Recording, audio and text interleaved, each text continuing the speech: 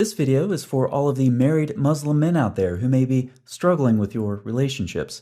Is your marriage or marriages with your wife or wives on the rocks? Are you finding no happiness when you're plowing your field, so to speak? Is managing your female property more trouble than it's worth?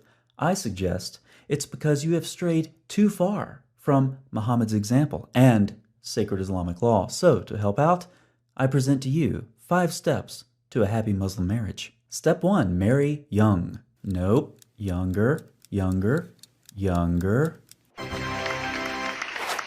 Muslim sources repeatedly state that Muhammad had sexual intercourse with Aisha when she was 9 years old. She is constantly described with terms like young, immature, and prepubescent, and we're told she was playing with dolls when she was taken to Muhammad's house. But some of you Muslim men may be hesitant.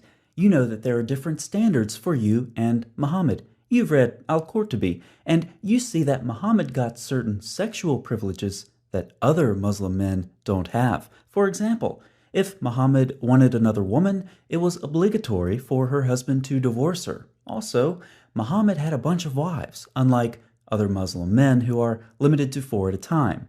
However, if you're in doubt about whether the privilege of marrying a young girl applied only to Muhammad, let me ask you a question Muhammad once asked one of his companions. Jabir said, "When I got married, Allah's messenger said to me, 'What type of lady have you married?' I replied, 'I have married a matron.' He said, 'Why don't you have a liking for the virgins and for fondling them?' Jabir also said, 'Muhammad said, 'Why didn't you marry a young girl so that you might play with her and she with you?'" Clearly, only a true prophet of God would ask such a question. Why not marry a young girl so that you might play with her? Unfortunately, Muhammad didn't say how you're supposed to play with your young wives. So, if you need ideas, I suggest starting with a dollhouse and see where it goes from there.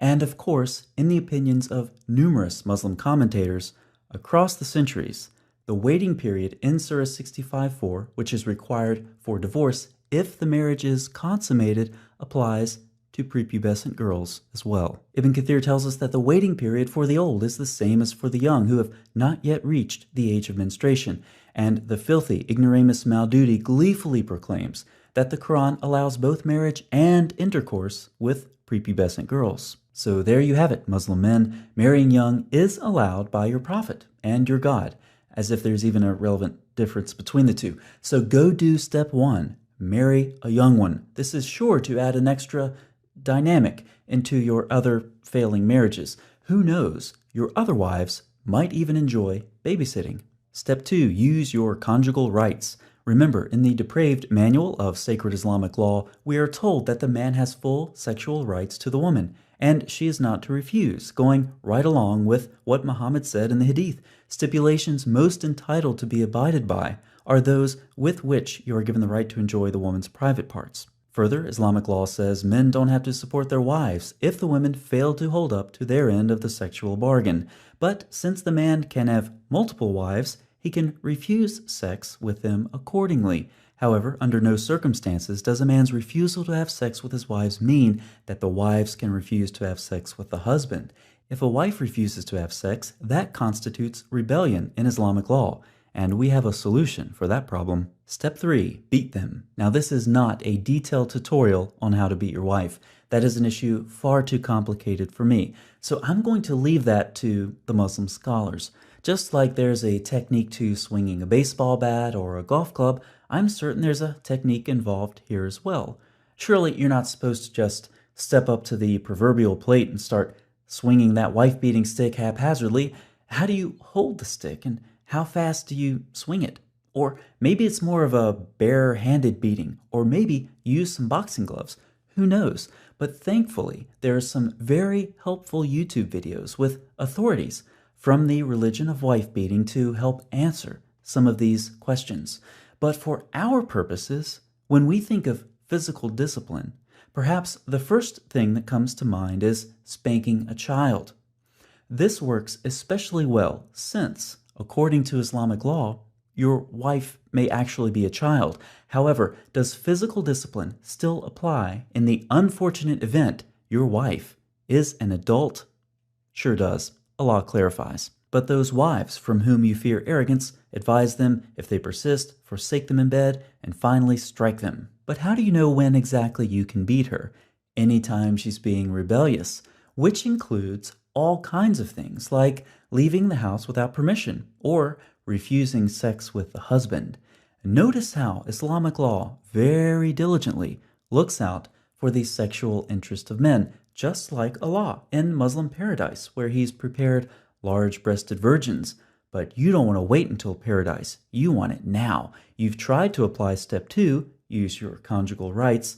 Your wife for the night has refused, so you've beaten her. Step 3, it was a stern thrashing, and you hit her multiple times, but you didn't cause any blood to flow or break any bones, so you're within the limits of Sharia law, which clarifies what Allah left exceedingly vague in the Quran. But now that you've applied step 3, she is definitely not in the mood to give you those conjugal rights. 2 options. First, you can threaten her. Just like Muhammad and Allah, which again seem curiously like the same person, the angels are also concerned about the sexual well-being of Muslim men. If a woman refuses sex, the angels will curse her until morning. Now, it's unclear exactly what this threat is. In other words, okay, so the angels will curse her. Then what? You might have to embellish this a little bit. You could suggest maybe that the curse involves your wife not having a 10th birthday party, or the local toy store will be out of dollhouse accessories. I don't know, just come up with something. It shouldn't be too difficult to convince a child. But if this doesn't work, Allah has another option. It is an enormity for a person not to take the rights of Allah, the Most High, and His commands seriously. That is the wrong reference. Let's try this one. Can't get those conjugal rights? Remember, Allah permitted you to have sex with your wives and your female slaves. So just to review, step 2 requires Muslim men to have their conjugal rights.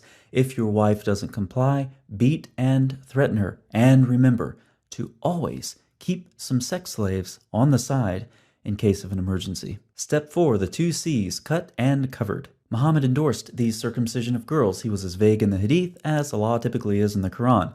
Thus we find in Islamic law disagreements about whether it's required or recommended and how much of a girl's private parts should be cut out. And as is well known, the translation in Reliance of the Traveler is intentionally misleading. Section E43 states circumcision is obligatory for women by removing the clitoris.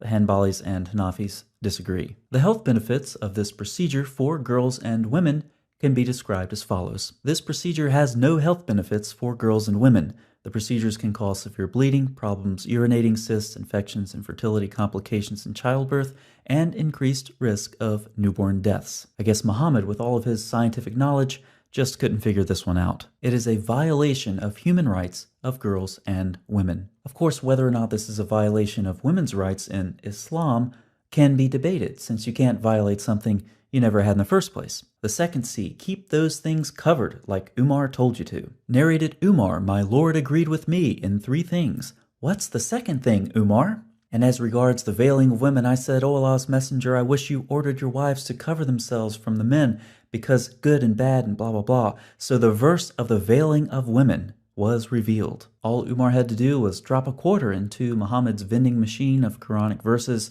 and out popped a revelation from Allah on the veiling of women. In spite of the arbitrary and self-serving way this verse was revealed, Muslim men should not lose sight of its importance. In the unlikely event that your wife heals fully from her circumcision and actually feels like going out of the house, the nakedness of a woman that she is forbidden to reveal differs in the Shafi'i school according to different circumstances. When outside the home on the street, it refers to the entire body. And if your wife doesn't like being wrapped up in a sack, she's not allowed to leave the house without your permission anyway.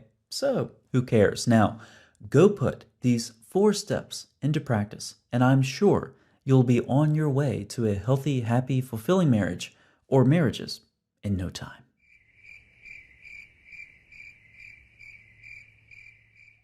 Back again? Steps 1 through 4 failed you? No problem. Step 5, have the same attitude towards women as Umar, Allah, and Muhammad. Narrated Umar, my Lord agreed with me in 3 things. What's the 3rd thing, Umar? Once the wives of the Prophet made a united front against him. Why would they do that? Umar said it may be that if the prophet divorces you, Allah will give him better wives than you. So the verse was revealed. And here it is, Surah 66, verse Umar. Perhaps his Lord, if he divorced you all, would substitute for him wives better than you. So if it's not working out, just divorce them and start over. Start over how? Start over with whom? If you're asking those questions, you fail to see the miracle of Islamic law. If you get to step 5 and fail, you start over at step 1, marry young. Thus, you can never exhaust this simple 5-step process for a healthy marriage. If you fail the first time, just repeat the same process over and over again, expecting different results.